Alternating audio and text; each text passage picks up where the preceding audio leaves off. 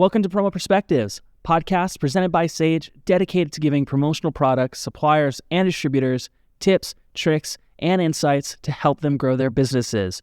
I'm Gabe Gotay, Senior Marketing Coordinator here at Sage, and today we are continuing our series on band merch. So far, we've had 2 episodes, one where I shared the history and stats behind the market and some ideas on how to break in.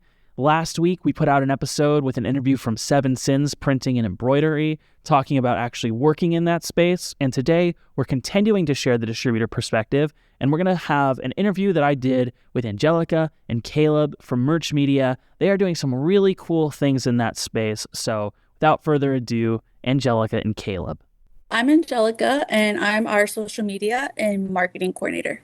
I'm Caleb Keys. I am an account manager with Merch Media. My relationship with music started really early. Some of my fondest memories are with my dad. He got me started off of watching musicals and then going to plays. So that was kind of where my love for music started. And then it also just kind of shaped me into who I am. So as I grew older, I kind of discovered my sound and my style. And again, it's kind of shaped me to who I am today. Some of my favorite bands are Title Fight, Basement, Turnstile, Passion Pit, a lot of hardcore, post-hardcore bands that are also alternative and indie. That's just my whole kind of style wrapped up together. One of my most memorable concerts was, I believe, 2012 Warped Tour. That was my first taste of doing a live being at a live show, and it was crazy. As soon as Title Fight played, I remember just being in the back and sprinting, jumping up, getting thrown in the air, and crowd surfing all the way to the front. And then that's just what sparked my passion for live music from there. Yeah. For me, you'll hear me talk about this band a lot today. I'm a huge fan of the band Fish. They've got a special place in my heart. But I'm definitely not just a jam band hippie. A couple other favorites. I love St. Vincent, Texas's own Annie Clark. She's a killer guitarist. Father John Misty's another favorite. I recently saw Dr. Dog at Red Rocks. It's an unbelievable show. So those are a few favorites. As far as most memorable concerts go, the first one that sticks out in my mind was the 1999 Bruce Springsteen and the E Street Band reunion tour. It's just an unbelievable show. He's still got the same energy today as he did then, which is to say a lot. And April 2nd, 2011, I went to Madison Square Garden for, at the time, LCD Sound System's farewell show. They have since got back together, but that night they played a 4.5 hour, 3-set special guest laden affair that was just a magical moment in my personal music history.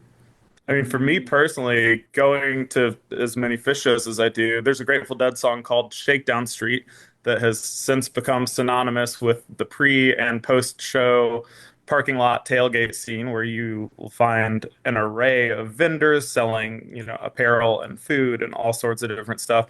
So just being around that scene and seeing the creativity that has inspired in other music fans outside of the venue, you can find some really cool swag before you ever step foot in there. So that was a big influence for me, and then I've carried that into working with merch for sure. Yeah, I agree. I would say the creativeness that comes from music, although I'm not talented enough to be a musician, an alternative path was definitely um, being able to be a part of merch and finding my creativity in that.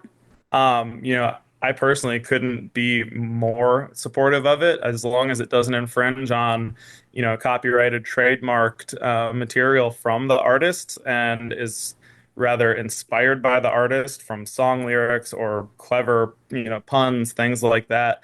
I think it's invaluable to have that resource of the secondary fan market outside of the venue that is drawing even more support towards the shows. Because in reality, these days, most artists aren't making their living off of record sales. They're making their living off of the tours and what they're selling on tour in addition to the live performance, i.e. merch. So the more creative and unique that you can get with regards to that, it just allows you to make the living that you used to be able to make selling records alone. Sometimes, I mean, sometimes it's just so off the wall different. Like, for instance, I was at a fish show in Austin a few weeks ago, and on Shakedown Street, they had a baby clothing section, and I bought a onesie for my, childhood friend's 1 year old, and it's, lyrics and references to a song that's something, the band might sell their own onesie with the fish logo on it, but they're not gonna. This is an area that there's overlap in my mind and concern that they're taking away from their business.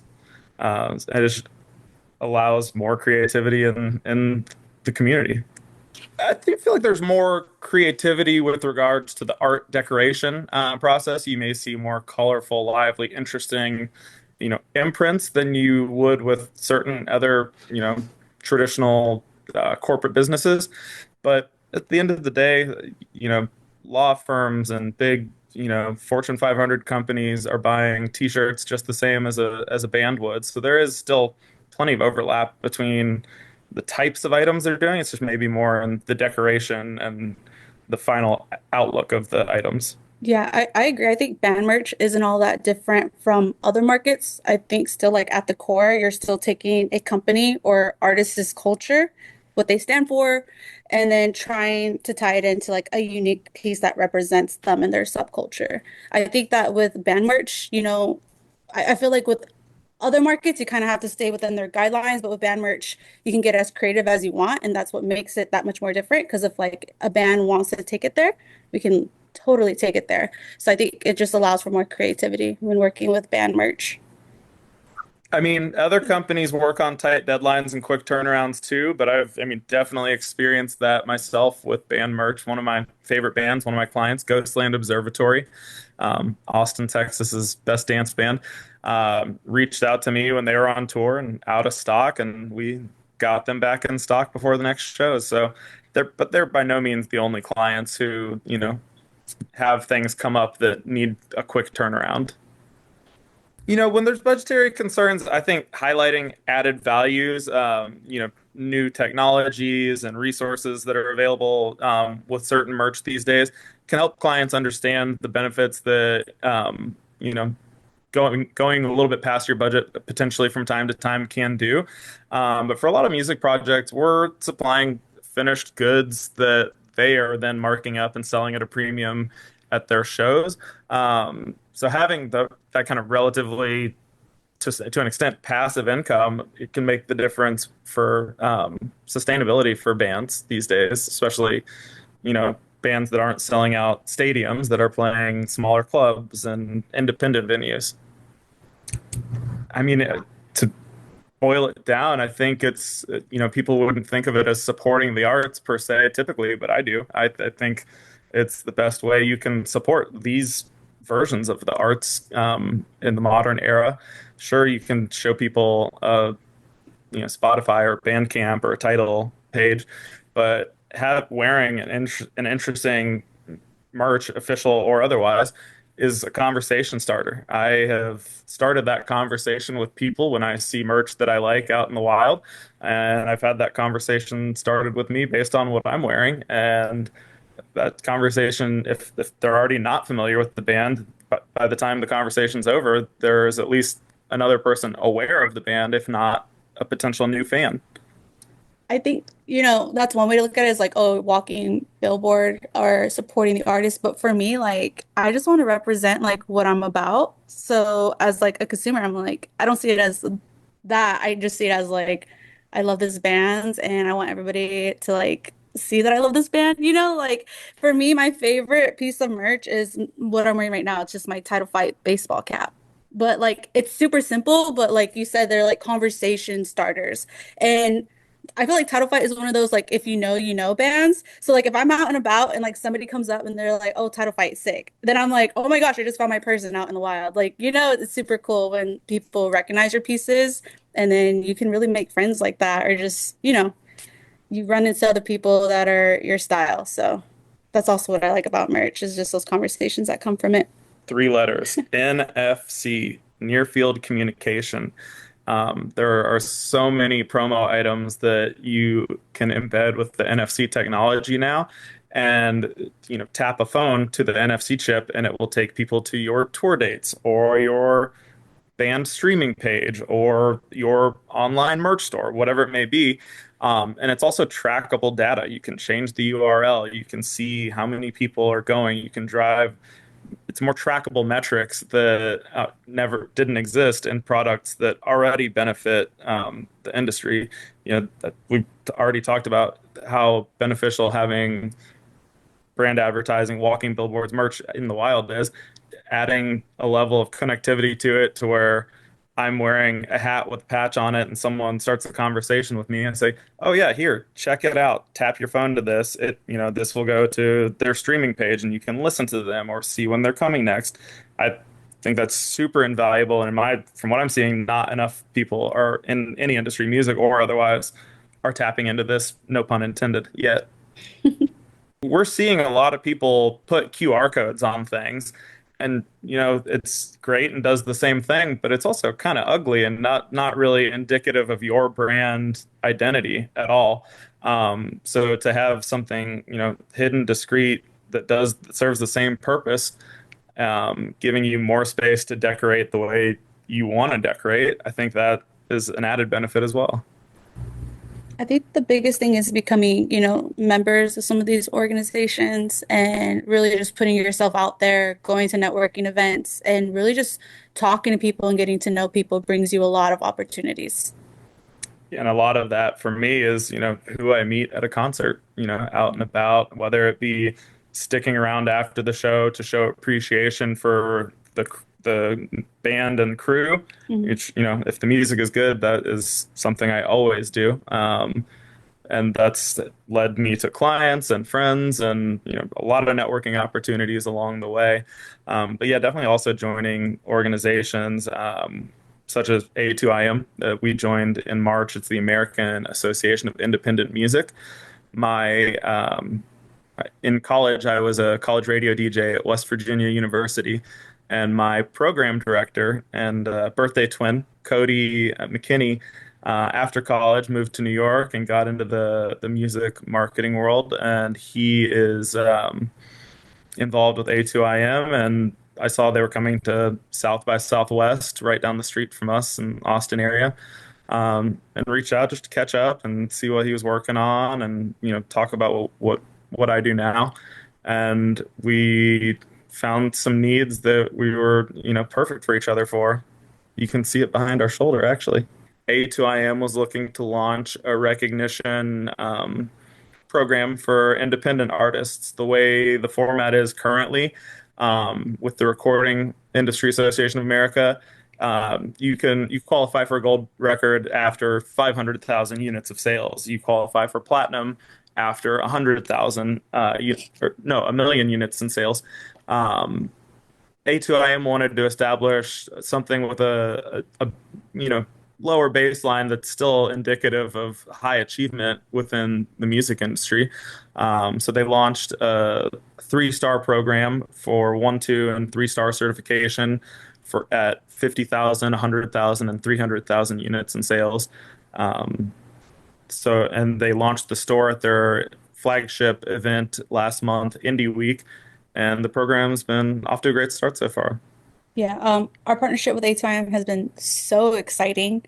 Caleb has just done an incredible job of really like executing their vision for the plaques that they wanted to create, and doing so has just led to this awesome opportunity for us. Like so many great things are coming from it. And my role with all of this was being able to step in and build the first ever store for the program, which is just super exciting to be a part of. And Sage has been a great partner with us on that as well, with updates along the way to the store, changes that we've needed to make, modifications, things like that. Yeah. I mean, Sage stores that's just my bread and butter. I do all of our store creations, but that's the specialty of having a store. You get your brand's logo on it, you put your products in place, and then it just feels so much more real when you get to take a look at that. And it makes merch so much easier to get into the hands of people no matter where they are. So, I mean, basically, your store gives your item a home, and it just makes it easy for us to be able to collect orders and get this merch in the hands of these artists from all over. This is a first of its kind store for like, our clients that are in the music industry, but we want to do more. Like if anything, we promote that. It's a great way for you to still be able to sell merch and make revenue if you're not actively on the road touring. Get a store up, get a store up, get your merch in there, and it's an opportunity for people to still support you from all over. I think if a band doesn't have a store up and running, they're missing out on a huge opportunity. I mean, I think it's definitely possible, and I think something that benefits artists on tour. I've seen a lot of like event specific merch. This show only, or this weekend we're playing here. And prime example, you've heard me say before, and I'll say it again. Fish recently played at Forest Hills, where the U.S. Open tennis tournament is, and the poster for the event is tennis themed. They sold pickleball paddles and rackets. Knowing the audience is and finding those event specific things is all the more reason to go check it out live instead of just looking online for the store and see what's left over, perhaps. If you're thinking about getting into the music market, my advice would be do it. It's a great idea, and there's a lot of ways to make it fairly hands off after an initial mild time and money investment. It's not something that needs to be an ongoing day-to-day concern. It can be pretty hands off after a quick initial investment. As far as plugs go, Cody from A2IM also offers fractional marketing services for the music industry. You can find that at meandtheclub.com. And if it wasn't glaringly apparent already, I would love to work with Fish. They're a dream client, as well as any other band that we've talked about so far today. There's a hip new Texas band called Valley Flower that just put out their first album in January. I want to do their merch. They're if you're in the area, you need to go check them out. Bluegrassy, Americana, folk indie vibes. I also just want to do a special shout out to our owner, Jill Sands. I want to shout her out because she's always investing in our team and pushing us to take those big leaps. And she really encourages us to dive into industries we're passionate about. And I feel like that's how we got here, is because we had that support behind us. So big shout out to her. Another thing I want to do is shout out our Instagram. So follow us at Merch Media LLC. That's the same for Facebook too. And our TikTok, merch.media. I run the pages myself, and it's a really good way to stay up to date with some of these cool projects that we're doing and some future ones that are coming down the pipeline. If anyone's kind of unsure about the unofficial band merch stuff we've been talking about, another great Instagram to follow, Shirts of Fish Tour. It'll paint the picture of what we were describing earlier in this chat as far as unofficial band merch perfectly. Thanks again to Angelica and Caleb for coming on the show. It's amazing the things that they're doing for the independent musicians, and it's always great to talk to fellow music lovers about this community that brings us all together and share it with you so that you can break into the coolest market in promo. Subscribe to Promo Perspectives. We've got one more episode on this topic. You're not going to want to miss it. We're going to talk to actual local musicians and artists, talk about what band merch means to them, the struggles they've had in getting good merchandise, and give you an insight into who your actual customers in this market are. Head to go.sageworld.com/podcast to register for the next live stream, and we'll see you there.